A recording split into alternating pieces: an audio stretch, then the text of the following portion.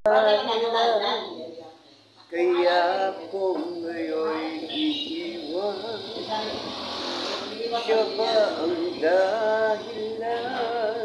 Kaya di mo na ako kailangan. Siya na nga ba ngayon ang bago mong mahal?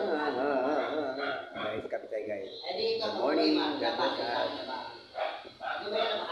Eto sa bahay guys, walang magawa. Kundi kaupo. Bukas magbibigyan ako sa Luneta. Saturday and Sunday. Isa naman dito ako sa bahay. Nakapag-massage guys. Sa isang linggo, dalawa. Sa isang buwan, 4. Depende sa tamang may tao guys. Thank you so much sa lahat. Anyway, matubay din ang Panginoon sa ating mga buhay. Nainagawin niya. Sabi nga maging halimbawa tayo sa kapwa. Maging halimbawa ka nga. Hindi ka naging halimbawa sa kapatid. Dapat iwasan ang pagkukumpara sa kapwa. Kasi isa yun na hindi ka naging halimbawa. Diba? Thank you so much.